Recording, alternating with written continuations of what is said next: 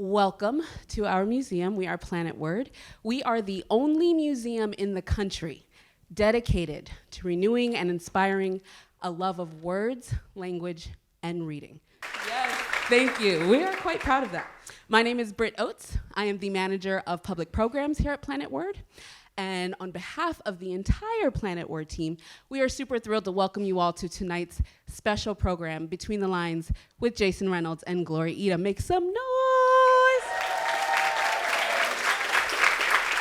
I want to talk a little bit about our host of this amazing program, Jason Reynolds. Go ahead. Yeah, show that love. We love him too, y'all, I'm telling you. So Jason is actually a dear friend to Planet Word. He sits on our board of advisors, and he is also featured in our Poetry Nook experience and our second floor Magic Library, which is really amazing. If you haven't checked it out before, we definitely encourage you to do so when you come back for a visit.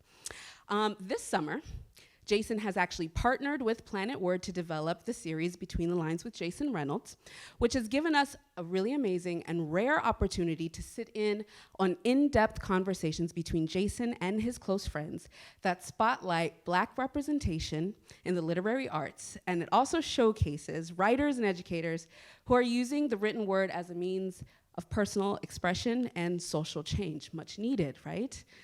So in their conversations, Jason and his friends tap into everything from hip-hop culture to storytelling and so much more.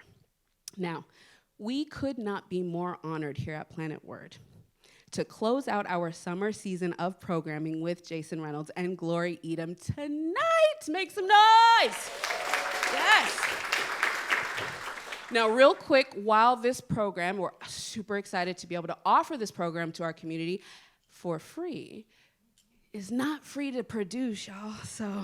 So please consider making a donation so that we can continue to produce amazing community-centric programs such as tonight's. Keep that in mind for us. Okay, so now let's go ahead and give our special guests their flowers. So Jason Reynolds is the #1 New York Times best-selling author of more than 20 books for children and young adults. He is best known for his novels All-American Boys, co-written with Brendan Keeley, the Track series, and Long Way Down, which received Newbery, Prince, and Coretta Scott King honors.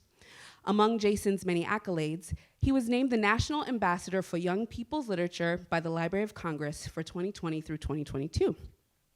He is on faculty at Lesley University for the Writing for Young People MFA program, and he lives right here in D.C., y'all.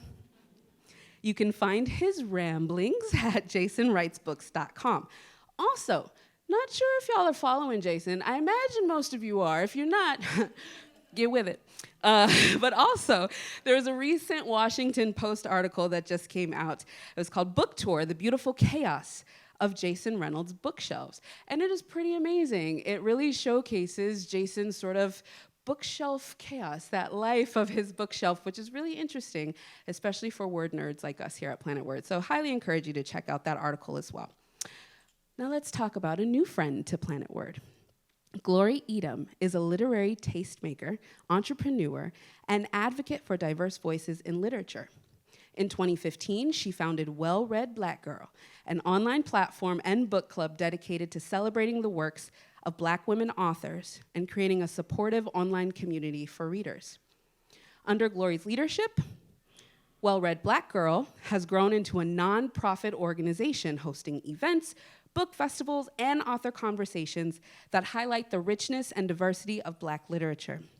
Her efforts to elevate underrepresented voices have garnered widespread recognition and praise, earning her accolades such as the 2017 Innovators Award from the Los Angeles Times and the Madam C.J. Walker Award from the Hurston Wright Foundation.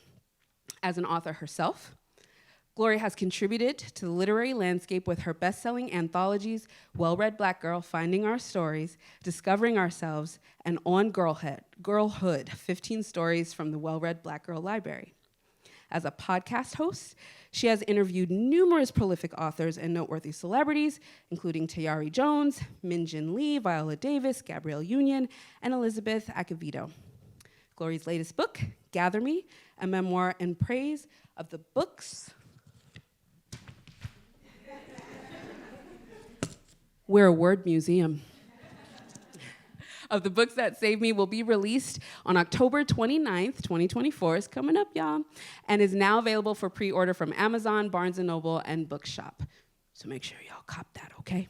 Now, without further ado, we want to hear all the love, y'all. Please make some noise. Give a big warm welcome to Jason Reynolds and Glory Edim. Let's hear it.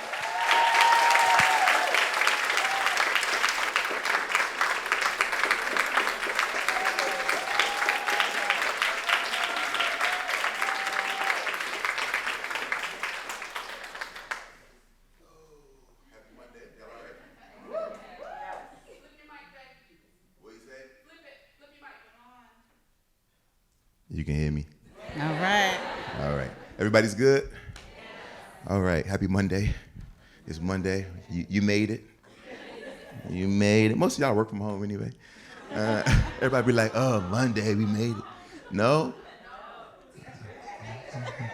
Oh, teacher. Shout out to the teachers. Today was the first day of school. Today was the first day. Today's the first day. First day of school. Happy first Last day. week. Oh, so y'all acclimated already. Shout out to the teachers. Who can never work from home. You know what I mean? The rest of y'all, no pants, right? I'm Jason, this is Glory. So for those of you who've never, how many of you have never been to this before? Word. So basically, I have lots of judgments, but I'd say welcome, you know what I mean? What I'll say really quickly about what it is Planet Word and I have been trying to figure out ways to work together. Obviously, this is the best museum in the city, you know, right up there with, I have to say, right up there with the Blacksonian, right? But you know, it's right there, right? It's right there, for real, right? It's right there, and we have been trying to figure out ways to work together because this is a place that I love, as well as Anne, who this is her joint.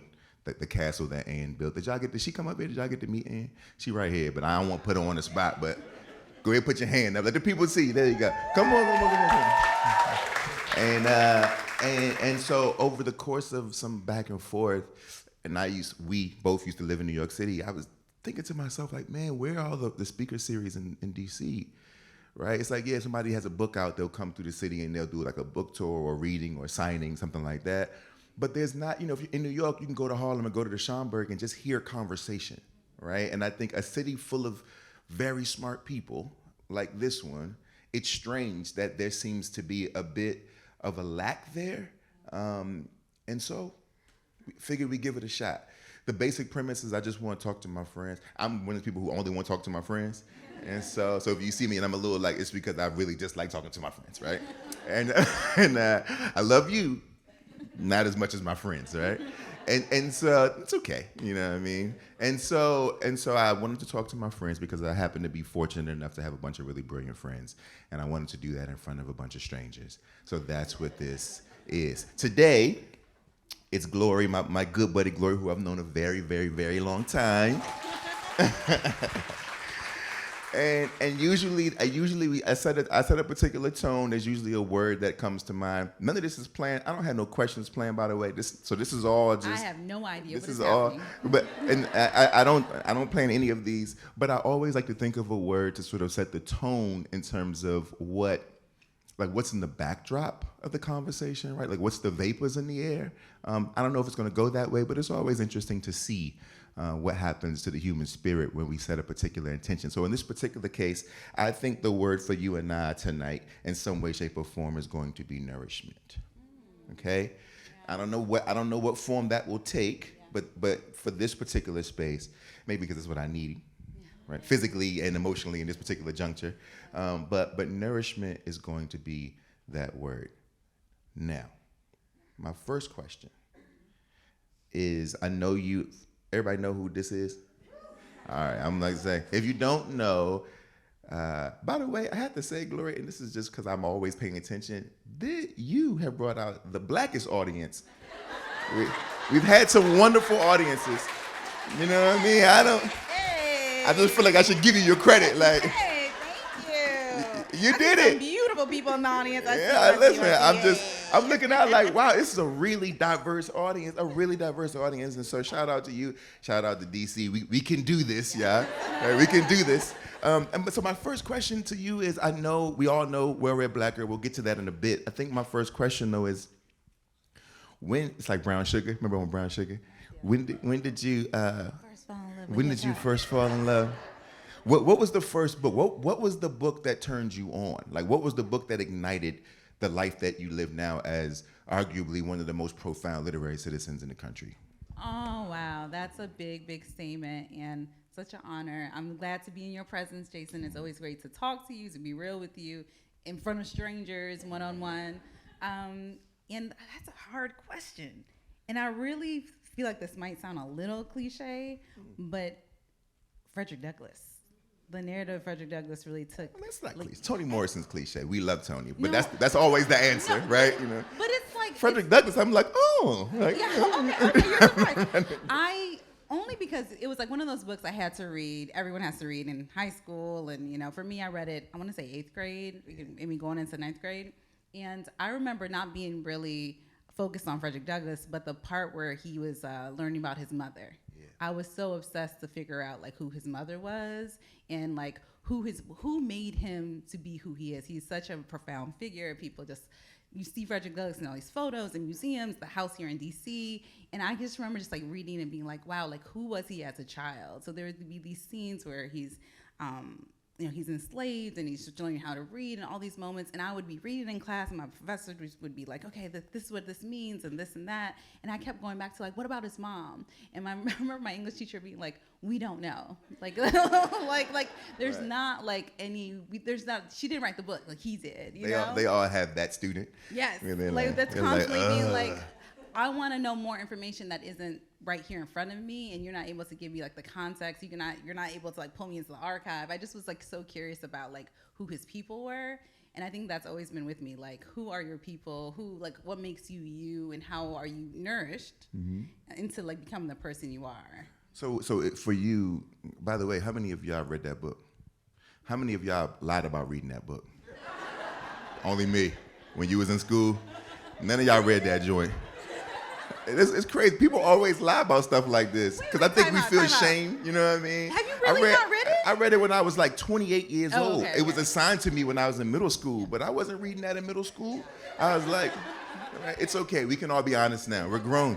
You know what I mean? But do you think it was the story or the language? Right? It sounds like it was the story. It was the story, and it was also just like this looking for a placement in the story. Like, I was looking, he was, as a male figure, he felt so big in his world and his aura that I just was like, where's the female voice in this? And I just also, my mother is very influential in my life and how she raised my brothers. And I kept thinking about him in the context of my little brother and all the other men in my life. And all the men in my life have been influenced by their mothers, So I just kept thinking, sure. like, what was that relationship like? Because, I mean, in my opinion, that without Frederick Douglass's mother, there's no Frederick Douglass. Or his first wife. Oh, yes. Or his first wife. That part, That's how you know I read the book. His first wife. His first wife. So I just was like, this great iconic figure. How are the women influencing him and making him who he is? And so that was probably like the first like glimmer of like seeing myself or being curious about like stories in that way. So was it, okay, this is interesting because this is usually not, this is a bit of a different path into story that I find. Usually people are like, I read The Cat in the Hat and I was like, this is a really funny story, and now I'm like hooked on reading more. Or kids today, I read Captain Underpants and I was like, this is all I love this. I was just like, I was always like this. Okay, if we're gonna be really real, I was always like the opposite, or just trying to be a little bit curmudgeon or agitate things, or just like ask questions to be just like difficult. Contrarian. You were a contrarian. Yes, absolutely. In high school, and which is like, now I feel like our personalities a little presently. Yes. Okay, if we want a more tame answer, Maya Angelou too. And the same thing kind of happened to me in high school again. God bless my English teacher, where I had an English teacher who told me that. I love this story. Yes. I read the book. Oh, you read my book. Of course I read it. It's in my book. Because this is a very formative. We've been friends for 16 years. Yes, Of course, I read your book. This was a very fun. I had to go back. Y'all, when you write a memoir, you have to go back and check your memories. And I have like this long, intensive like group text with my high school friends. Like, do you remember what you said to Mr. Burns? And it was like a formative experience because I really had to go in with him because he was saying that like, Maya Angelou had bad grammar and she was like, not proper enough, And I was like, wait, what? Like my 16-year-old self went irate. I was just like not having it. But I also love this teacher. Like I really love present tense. I loved him as like someone who supported me, really helped me shape my voice, really gave me a space to debate and discourse in class. But he was like saying Maya Angelou wasn't shit. I was like, what is happening? I love that. I love that scene. I love that section of the book. By the way, Gloria has a memoir coming out. When is it coming out? October 29th. Gloria also has 2 other books that are out for you all to buy. But this memoir, it's a really powerful story about, it's almost like she's tracking the steps of her life through the books that informed those moments, right? And so it's a really sort of smart way to tell the story. It's a smart way to use story to tell stories about your story, right? Mm-hmm. And so this particular part, my favorite thing about it is that usually when people tell stories about the teachers who don't understand them, they vilify the teacher. The easiest thing to do is to sort of vilify the teacher and to say like, you don't get it, and because you don't get it, you don't see me, and because you don't see me in a particular way that I believe you should see me, you believe that I'm inhuman and an animal, and right? It's like, because this is what we've been trained to do because sometimes it be true, right? Yeah. And I like that in your narrative, it's like, yo, I think you're wrong, and his response is, cool. But you don't get to just say that unless you can, like, prove it to me, right? Like, tell me why I'm wrong. And unfortunately, you say in the story that you didn't quite have the language at the time to sort of articulate that. So he was challenging, but unfortunately, it wasn't quite there yet. Yeah. But I think we should probably, But it was such a great learning moment because how many times do young people get that chance to be wrong and to, like, spar with their teacher? It's like automatically they're shut down. Yeah, you know? And you were right. Yeah. And it's like, I was right. I was very right. I was very, very right. And like, but it was great to go back to my friends and remember that moment because it's so weird to like write about yourself because there's a lot of misremembering that happens. Yeah. And I'm just like, did that really happen? Did I say that?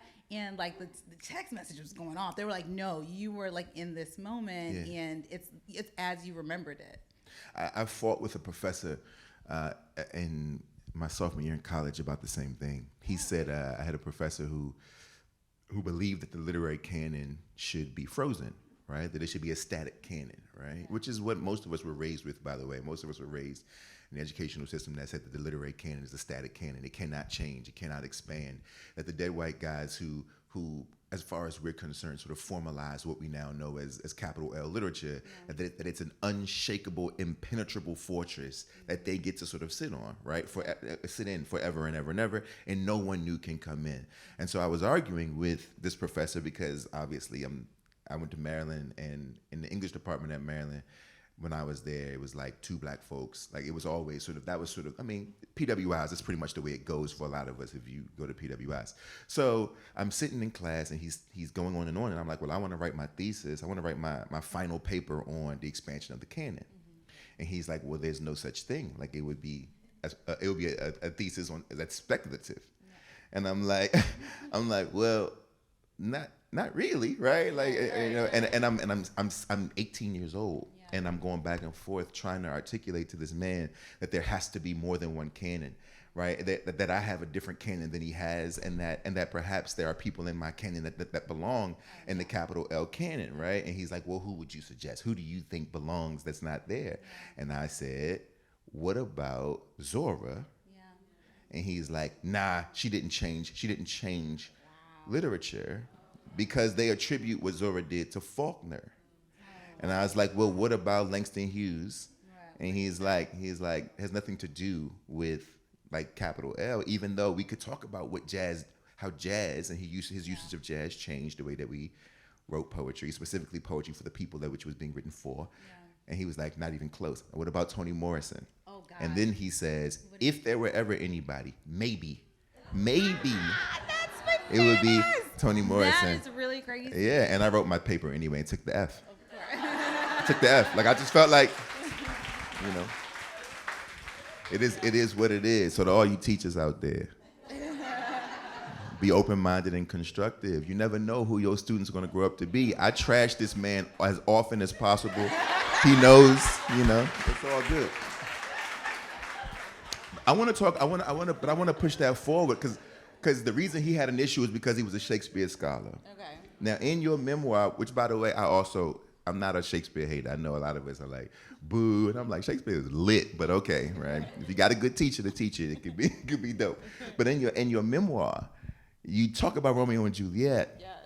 and you talk about how it like bumped up against something like Bell Hooks's work, and right? All of it comes down to love, right? One of the two things that I'm always like, the two things everyone's writing about is love and death. And I feel like Shakespeare is magical in that space. And I actually wrote about the movie because I was obsessed with Leonardo DiCaprio. And I really was like, that was me. So that's what, I'm kind of embarrassed because it wasn't just Shakespeare. It was like, it was Shakespeare in love. Or yeah, whatever it was that, but still, you get there. With pop culture, you get there. It's fine. Interpretations and adaptations, it's all good. It's all good. But it did bring me to rub against Bell Hooks and other like luminaries that I loved and I wanted to emulate in a different way. And it just gave me language. All these things that I was reading constantly gave me language to see like myself in a broader way and not to feel so small. Like for a long time I felt like, as an adult now, I can be like, oh, wow, I can look back in these memories and be like, man, that was a hard moment, or I didn't understand myself. And now I just feel so free. Like there's so many things in that book where I'm talking about depression. I'm talking about, relationships. I'm talking about who I'm becoming through these books. And a lot of times I didn't feel like I had models. So like watching Romeo and Juliet in this odd way gave me a channel to loving myself and also being in a relationship with other people and being open and being free. And it wasn't expected. It just kind of came. And I think that's what happens when you're reading or you're just consuming art and you're making it your own. You allow it to just like fill you up in a way. I talk about Sula in the same way. Like, shout out to Sula. Oh my gosh, Sula. Like, is that your which is that? I have two favorite Toni Morrison books. Sula's one of them. It's Jazz and Sula, and Jazz. I absolutely love jazz. It's a sleeper. It's a sleeper. It's beautiful. It's about so many things. It's about the Great Migration. It's about love. But when I first read it, when you read this book, there's so many things I misinterpreted. When I first read Jazz, I was like, this is a beautiful love story. The first scene is a murder. like it is like a gruesome like murder. And I was like, this is I used to give this book to boys after I would be like, I really like you. Please read this book. Yikes. like it just was so, yes. You see that's the hilarious. You see the gasp of confusion because we were like, wait, what? But it's like truly about this because the last line or one of the last pages is just like, wait, are you about to spoil it? Are you about to? No, I mean if you haven't read Jazz, don't do that. Don't shame people. Don't shame. Okay. First of all, the audience comes. You don't shame the audience. This is true. I'm sorry, y'all. I'm so sorry. All right, take that back. I won't spoil Jazz, but there is a very beautiful line that I used to quote and recite all the time about just like this look. You're still gonna do it. I know. It's the look. It's the look. I was obsessed with this idea of like the way someone looks at you, and even with Romeo and Juliet, again misinterpretation. That wasn't like the love story that I needed and deserved. That was safe and loving and holding. But it was like one of sacrifice and like death and suicide. It was the most toxic relationship. Toxic. And they were like 13, 14 years old. So toxic. Yeah, we really got to recontextualize Romeo and Juliet. All these stories, but I can only see that now in adulthood and look back and like relearn things and also like laugh at myself and like and how naive I was and how trusting and how just like open and not take away that openness because I still feel like I'm open in that way, but just more discerning and able to just like comfort myself in a different way that I didn't have the ability to when I was younger. But what about Sula, to me, which is the most complicated of the lot? Sula was just about freedom, like how to be a bold and audacious Black woman without restriction and really like stand in your aura. Is Sula an anti-hero? She is, but I mean, really, I That's feel an like interesting take. I truly feel like Nell is the villain in the book. For real. Has anyone read Sula? Yes. Okay. I know, like for those of you who haven't read Sula, also a very good book. I think because I agree with you. Yes. I mean, I think most people do. I think most people of a certain age do. Okay. I think if you read that book at 19, you're like, Sula is a terrible person. And then you read that book at like 35 and you're like, Sula's doing what she got to do, She's yo. doing what Life is short. She out here just trying to be happy. She's like free. She's free. And she's without judgment because she's also not judging Nell or anybody else. She's like, I'm making my own choices and I'm not But she's harming people. But at what cost? Like but at her freedom. For sure. I also feel like Everybody remember that. Yo, I do have a theory that like, you know, we're all grown to hear like everyone's an asshole to somebody. Like we're all assholes to somebody at one point or another in our lives, you know? And it's just like, it's because you have to, you know, stand up for yourself. You have to make choices that other people are going to be uncomfortable with. You have to have boundaries. And some people are not going to like your boundaries or, you know. Of course. Yeah, so it's like. You got to be the villain in somebody's story. Yes, and Sula was the villain. If you're going to live an authentic life, you have to be the villain in somebody's story. And she was the villain. She was the villain. She really wasn't, though. She was free. She was her own main character. Yes. She was definitely a villain in that journey. Yeah. Well, she was wilding. Well, I'm in my Sula era right now. I'm like trying to claim that. Absolutely. Like, I'm just trying to be out here and free. Hey, absolutely it's free. Never too late. You know what I mean? I wonder if you could name, and we're going to get into Well Read Black Girl for a moment because I think everyone knows it, but I don't know if people know the story behind it, right? So I want to talk about it in a second. But first, I'm going to ask you about, and I hate the term Rushmore because I think we miscontextualize Rushmore as well. Mm-hmm. Like we always say, like, what's your Rushmore? But the Rushmore were like the founding fathers. So like you can't be like, my Rushmore is like the best people out today because it doesn't really technically work that way. That's not really the point of a Rushmore, so it won't be Rushmore. But if you can name your top 5 black women, should we do writers or should we do books written by, your top 5 books written by black women? Oh gosh, it's so hard. I know, it's harder. Let's go with the harder one. Yeah.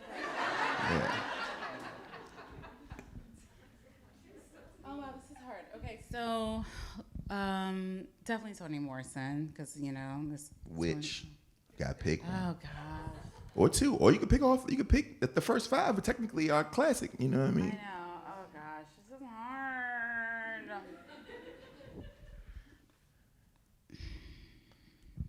Which book? If you had to pick one of the 11 books, 12. Okay. Oh, God, fuck. Okay, Beloved. Did you? Okay, so I have a question about this. Yeah. It wouldn't have been my pick, but I'm with you. How many times did it take you to get it?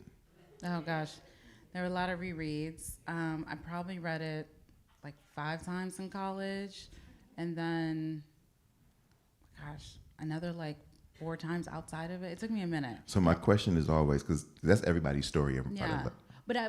When I did really get it, I was in community when I was doing it. Right. So it was like an Afro-Lit class at Howard. Like we were all just like in it. Yeah. And my question is always, because same thing happened to me. I didn't get it till I was like 30. But my question is always, what do you think is the reason you keep trying to get it? It's like one of the rare books. Like there's literally, I could probably name you 3 other books that is this way, right? But there are very few books where a person continues to try to get it.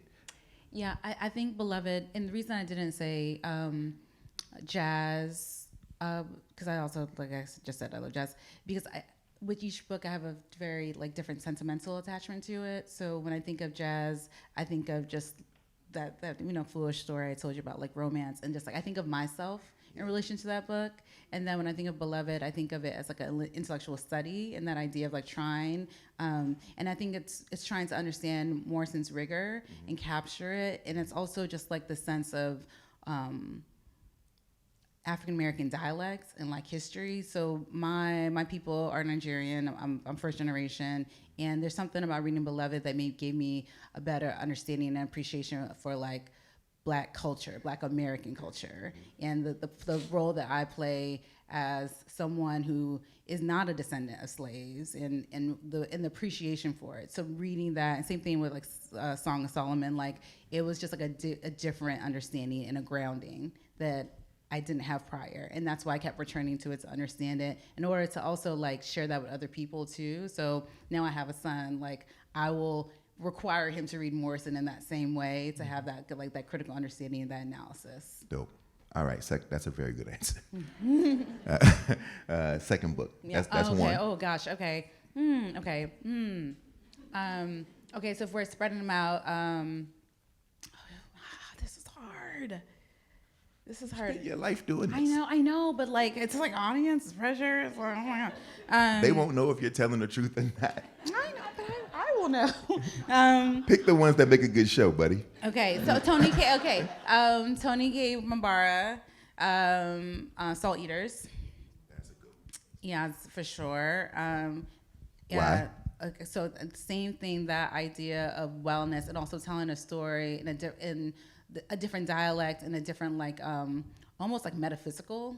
So it's like the way you read that isn't just like from start to finish. It is like a outer body experience when you read Tony K. Mambara, and also it radicalizes you. Like you are called to do something afterwards. Where sometimes with Morrison, I feel a little bit more lofty and like I want to sit in it and be like very like intellectualize it. When I read Tony K. Mambara, I want to like hit the streets and protest and yell and like. For those of you who haven't read, that's a lot of people have not read Tony K. Mambara, and I would just suggest that all of you do some. I mean, there's no Tony K. Mambara if there's no Tony Morrison, right? Obviously. And I mean, and they were sister and sisters, yeah. and that like they, and also the Black Woman, the anthology. The reason I developed and curated the Well-Read Black Girl was primarily because of Mari Evans and Tony K. Mambara. Like I read their work and I saw like what they did and all these different pieces of like Black art and culture and poems and essays, and I was just like, oh, you can do this. Like you can put this all together, and it doesn't have to be this like perfect puzzle. It could just be this like thing that is a little bit confusing but beautifully curated and different, and people respect it. And that's what I was trying to do with my anthology. All right. Yeah. Oh, so I only got two. I gotta hurry up. Okay. It's okay. I know. You're good. Okay. Are you all okay? Yeah. Do your thing. Okay, and then I would also say Lorraine Hansberry. We got to throw a playwright in there. She has this incredible book that she did for the NAACP that was like commissioned called The Movement. I think that should be on there just because, and also The Raising the Sun, so it's like a tie. Of course. So 3 down, and who else? I mean, Jacqueline Woodson, you know, Brown Girl Dreaming. I love that book. Masterpiece. And, yeah, absolutely. Right. Again, lyrical, beautiful. The way she writes just is like so touching. And then my last one, I don't know. Should I do another more? I don't know. You can't. It's your list. I know it's mine, but I'm just like I feel very precious about this. Yeah, I'm gonna do another Morrison, and I'm gonna put jazz on there. Jazz. Yeah, because jazz is truly my favorite. I love that book. Word up. That's a very good list. That's a very good, for sure.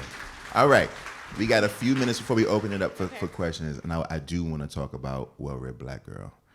I want to talk about it as a book club, as a movement. I don't know if you call it a movement. I just be choosing it. And its origins. Just talk a bit about how it starts, but also why you chose to do this. Yeah, we were talking about this a little bit backstage, where there was this beautiful aura of chance and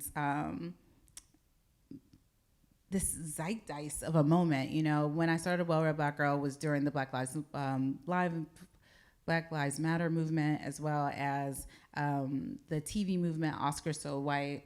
You know, so I started the hashtag not really thinking it was going to like become very popular or even visible. It just was something that like I for a long time did a lot of zines. I scrapbooked. I was doing all these like very small tactical hand things. I had a Tumblr, so I was kind of imitating the things I was doing in my my bedroom, you know, not online really. I wasn't necessarily thinking of this as being a business or a book or any other like thing that it is now. It was just a way for me to kind of share my love for reading and to connect that. And if you don't know the story, I had a shirt made for me that said Well-Read Black Girl on it, and I was wearing it in New York. We're all close to each other. We're on the subway, all those things.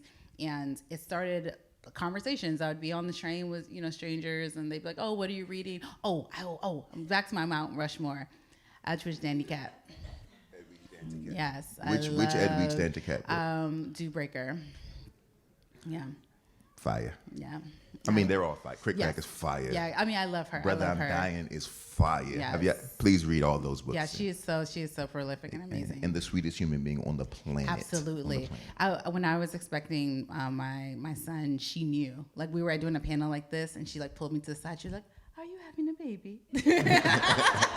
And I was like, "Are you Haitian? She Haitian. Yeah. I was like, "Are you an oracle?" Like, if I was she was like, "Nope, just Haitian." Like, it was so amazing. Like, I love her very, very much. We're very close. And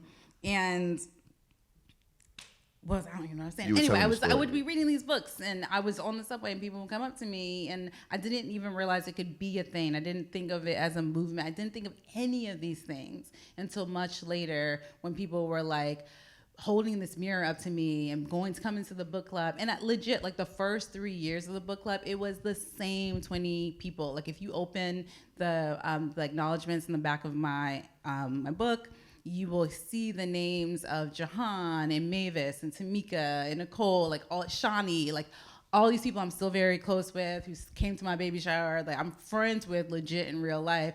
They were the folks that were coming to the book club. And a lot of the authors, including Jackie, including Edwidge, like would invite us to their homes. And so we would be in their homes, like reading books, just like sitting together. So it was legit a book club, not the Instagram, the technology helped amplify it and helped to give visibility, but we really were building connections and friendships with one another.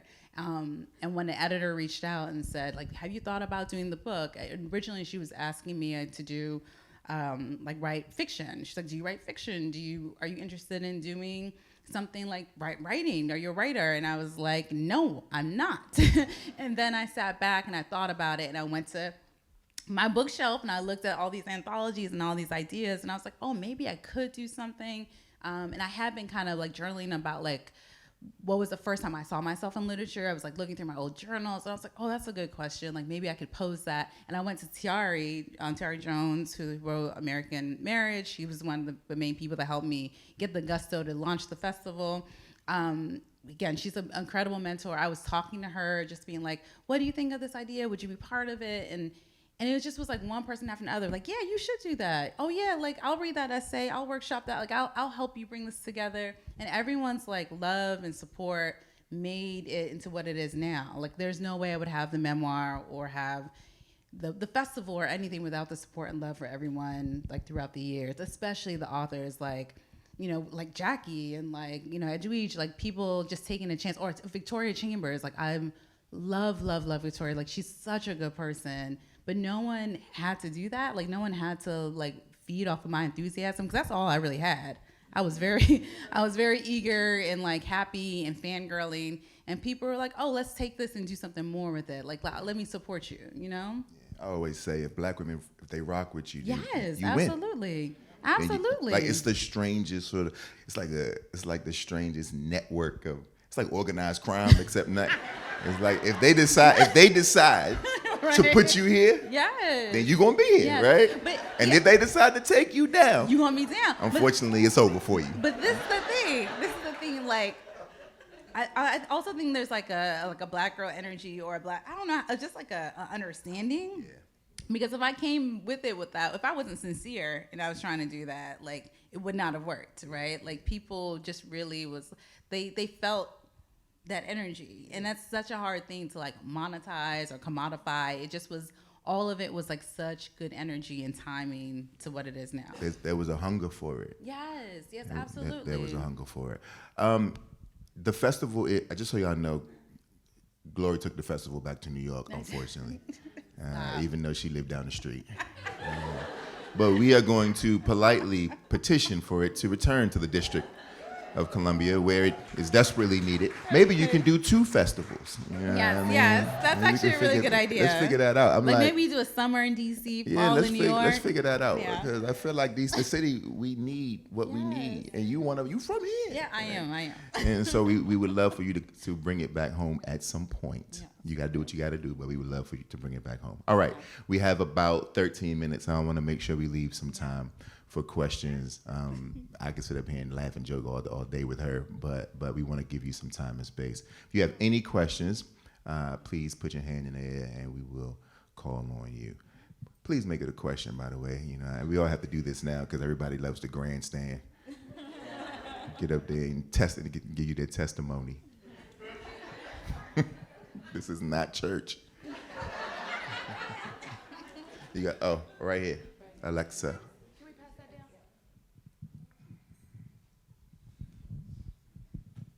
Hi, y'all. Hey. Okay, so my question for you is, when did you come into your, voice as a writer? You know, you said that you didn't really identify as a writer, so you're like, okay, I'm looking at anthologies, but what was it like actually turning into a writer, and what has this experience been like for you as you've been writing your own memoir? Oh, thank you. Thank you for that question. A very well-written memoir, by the way. Well, I did my degree is in journalism, so I can write. I didn't think of myself as like a writer with a capital W, like an MFA writer, if that makes sense. But I really love research, and I really love like being in an archive, and so I did that. Like I felt like I was like researching myself as I was writing the memoir, and like taking my memories very seriously, like looking at my journals, talking to my family. I interviewed like so many of my family members to just like make sure I was doing our story justice, and it became something where I was thinking so much about legacy. So that part of like writing and getting it all out, just it cleared my mind, and it made me feel just like more confident in who I was as a person, my ability as a writer. And I will say I feel like a very good editor. Like I can edit. The 2 anthologies I've gone through have made me just feel very confident as being an editor and like going through manuscripts. So it's just been a phase of just like trusting myself and like just practicing, like saying I'm a writer and I'm an author and I'm a publisher. I have 3 books. Like I can say that with confidence. It just takes practice, I guess. Yeah. Anybody else? I got one. Oh. Well. Hey, friend. These 2 up here. We need to get a bouncer. Somebody needs to work the door. My question for both of you is, what do you want to see from the next generation of writers? What do you want them to take swings at, thematically, genre-wise, for Black writers? What do you want to see from us? Yeah, one, I want them to continue to build community. I think, like how you're talking about, you could reach out to these luminaries and say like, look, I got this idea. Can you support this, right? And they're like, yo, this is a young lady trying to make something. Let's support this, right? Before them, Toni K. Bombara was famous for the salons that she would hold in her house, so much so that when she would leave home to go travel, she would leave the doors open so that the writers could still come in and use her space. And that's what birthed Nikki Finney. That's what birthed all these poets and writers that we all love now, right? So I think I want them to continue to build community, no matter, do away with all of like who's where in their journey, right? Who's successful, who's aspiring, right? It's like if a person loves letters, try to figure out a space for everyone to gather around that table. And then secondly, I would say to be Black is to have to like live in the world in a very real way, but live in yourself in such abstraction. And the abstraction we rarely get to explore. Yeah. And I want to see another Jean Toomer. I want to see a Toni K. People who are like, maybe this is working, maybe this is not. I think Black people deserve a right to experiment. I think we deserve a right to be weird. Yeah. Why can't we be Ali Smith? Why can't we like have written Middlemarch? Yeah. Right? Why can't we be James Joyce? Right? Like, yeah. and not looking at them as models, but looking at the freedom that they had as something that we deserve, is what I'm saying. And so I think the blood has been shed already. At what point do the babies get free? Yeah. And I think I want the next generation to really swing in that way. Yeah. Oh wow, I don't even know if I can follow that, but I agree wholeheartedly. This idea of being, when you said Jean Toomer, and I was just like immediately thinking of Kane. Like I loved reading that book as a young person. I think also the part we were talking about earlier, the critique, right? Like having a space where we can critique things freely and come have references in the diaspora and other parts of the world that are just like vast and beautiful and not center the white gaze. Like there's so many young people that they're like, oh, how did you do it? You know, but most times people think that my background was like I was the only one. Like were you like the only young Black person in your class? And like that wasn't my experience. I actually was in a space that was very multicultural, so many different backgrounds, you know, and I think I wish that for our young people too, just to have this like vastness where they can try and experiment and not feel pigeonholed in any way or tokenized. I really credit my experience at Howard for opening that up, like being in this like really prolific space where like brilliance was just appreciated and abundant, and I felt like I was constantly just like surrounded by other brilliant Black people. You know, I never ever felt like the only one. That just was not in my vocabulary, and it gave me a lot of freedom. And I think that's why I was able to create Well We're Black World with a sense of freedom, because I wasn't thinking about anyone else's gaze upon me. I just was just like, this is Black and beautiful, and why not? And it's for us, yeah. Good question.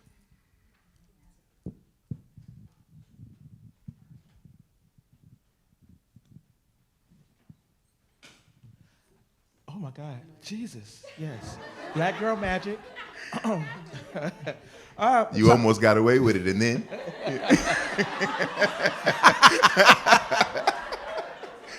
I do call people out a lot. I think my question is kind of easy. Thinking about your process and what you've learned throughout the years, what would you do? What would you do differently now to be like more streamlined, to like make the process a lot easier? Normally when I ask the question, I'm like, I wouldn't change a thing because it was perfect. I was in the right place at the right time. So try to think of a way to ask it to actually get some stuff that I can actually take home. in terms of writing, Correct. It's a good question, and I respect your honor. They're like, I need to take something with me. You know what I mean? I'm leaving here with something. You know what I mean? What you got for that? I would say I really relied heavily on my editor. Like I wasn't afraid of like just looking messy and being wrong. So I would like when I'm with my editor, I'm like, we're like right next to each other. Like, what do you think of this? What do you think? Like I just love the back and forth, because what it did for me was solidify like when I knew I was right. Like when she would say something and be like, oh, I don't think this, or I have a question mark. It gave me a better space to articulate what I meant by that. I'm like, oh, I wrote it this way, or I used this sentence, or I used this adjective because of A, B, and C. And it just helped me have a better argument and feel like really stronger about my process. So like really working in tandem with your editor and trusting them. And when they say something, being able to be like, okay, actually, I don't want that because of this. Like that helped me a lot. Like I love my editor. She's the best. And that helped me. Like trusting your editor. Yeah, editors are great. When they're great. When they're great. Yeah. When they're bad, that's a different a whole story. other I thing. can't help you with that. I would say bad writing is the beginning of good writing. Yes, I think that we all have these, like, the pressure is so real that so many of us are trying to get it right straight out the pen. Yeah. And it's too much pressure on yourself for no reason. You have time to fix things. It's all about getting your thoughts down so that you can better organize them. So sometimes it's about sort of just like chucking everything down, and then you can, and it doesn't matter if it's messy, it'll be bad, it'll be poorly written, grammatically incorrect, it'll be all the things that we feel insecure about because we've gone through all the schooling and we're trying to do the thing, and it's like, no, it's a mess. All of your favorite writers are a mess, right? Until they aren't, and I think you start there, and then you work it, you edit, and that process can go on for however long it needs to go on for the work to be refined, for you to chisel it out of the stone, right? The other thing I'll tell you is, and this is maybe for a little later on, like when you start to, let's say you start cooking, right, and it's working out, keep a job. And if you want to go home with something, and I'll explain why. It isn't just because of the guaranteed. It isn't just because like writing might go, writing careers are like this. Ebbs and flows. Yeah, it ebbs and flows. But it's also because if your bills are paid, then you can always love the work. The work remains pure if your bills are paid, right? I remember talking to, I was very fortunate and lucky. This is what also happens when you get in these spaces. You get invited to very strange places. And I was invited to Alice Walker's 75th birthday party. And I go because because one has to go, right? And so I go, and I'm there, and she's talking to a group of young people, and they're asking this question. And she says, first chance you get, buy a house. I never forget this. Yeah. And everybody's like, what? And she's like, first chance you get, buy a house, because it's impossible for you to focus on writing if you got to worry about whether or not your landlord going to raise your rent. That's right. Right? And so in that same vein, of course, easier said than done in our city, right? But I say that to say, like, if you can keep the necessities covered, then you never have to look at your work like a paycheck. And it can always be that thing, the way that you feel about it right now. That is a serious piece of advice. Yeah. All right.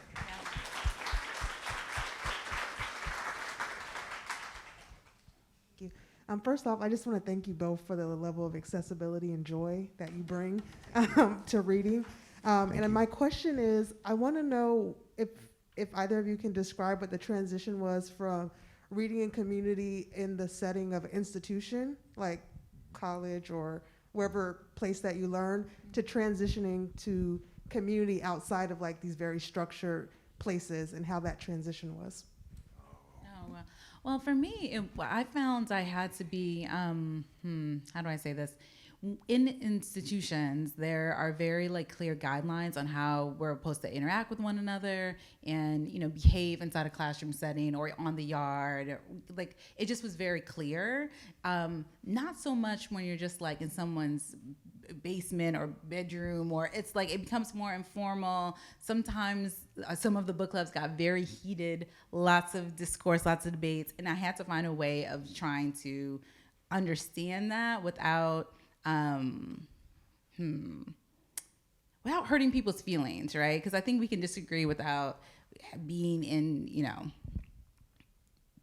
opposition to one another. But I was often surprised how like a book that would be something light, like a romance. Like, I remember we read a Phoebe Robinson book, and it turned like, I thought people were gonna fight at the end. It was like, it was just like so like the opposites, and I was like, I do not have the tools for this. I need to get a facilitation license or something. It just was like, it got really, really like heated, but it also taught me that like, okay, this isn't, okay, we're not confined to a classroom. There's no right or wrong way to handle this, and I'm not a professor. Like, I'm just trying to, have a conversation and be real with one another. So it just gave me different tools on how to articulate it. But, there's an openness that happens when you're not in a room like this, when you're just like on someone's couch. There's an honesty that happens.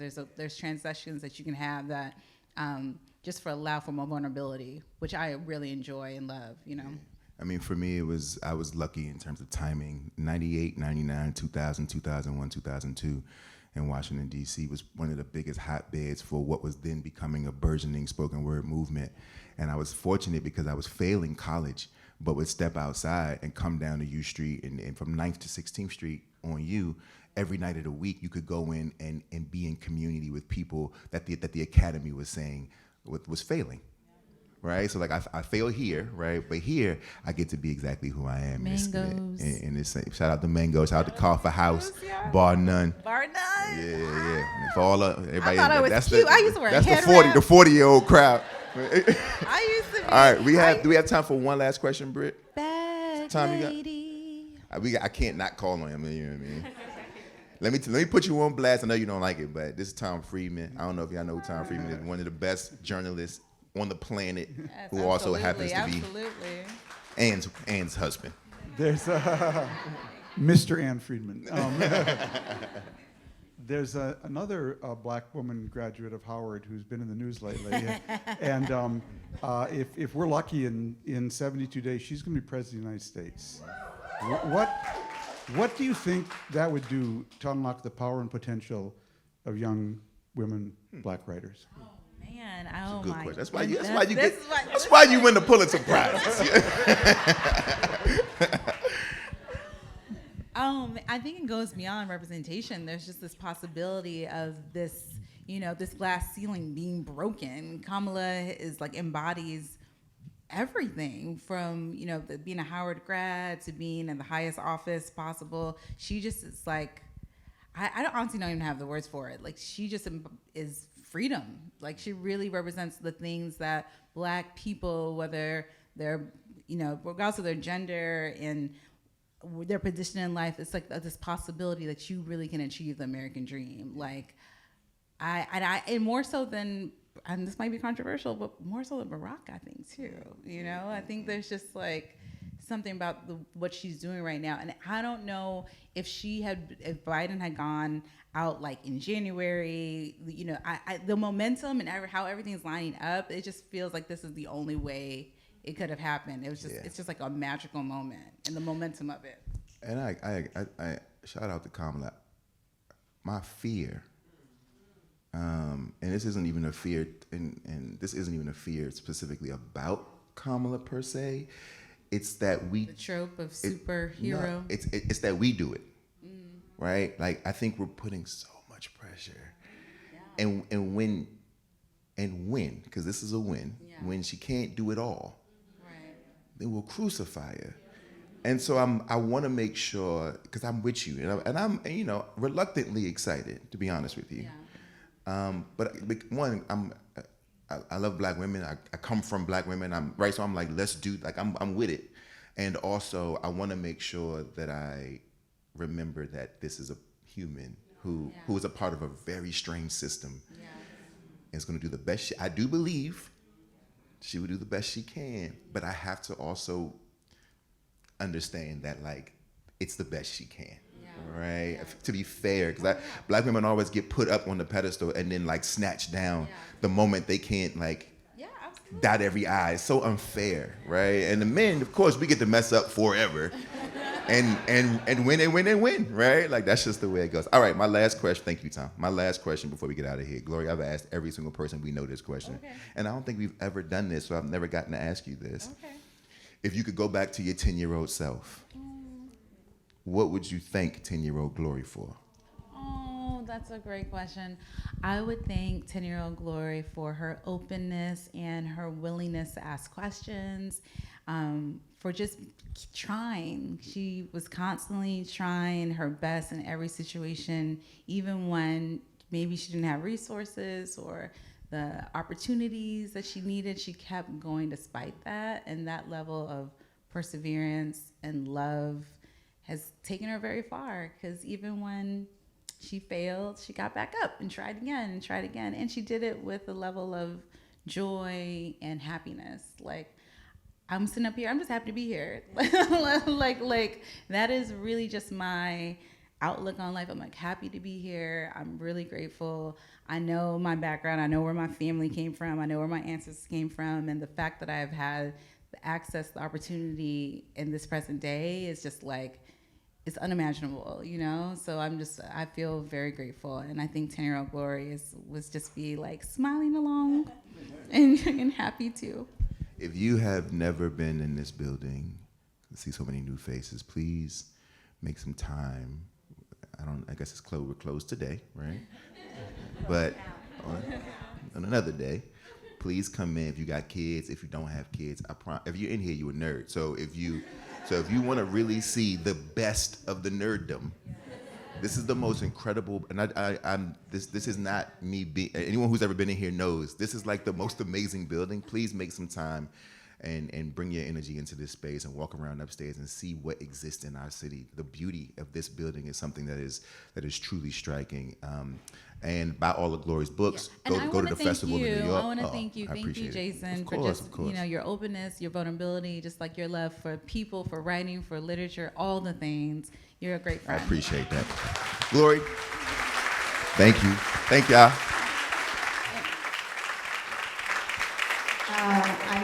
I'm Ann Friedman, and when you started today, you talked about a word, and you chose nourishment, which I think you successfully gave us all nourishment.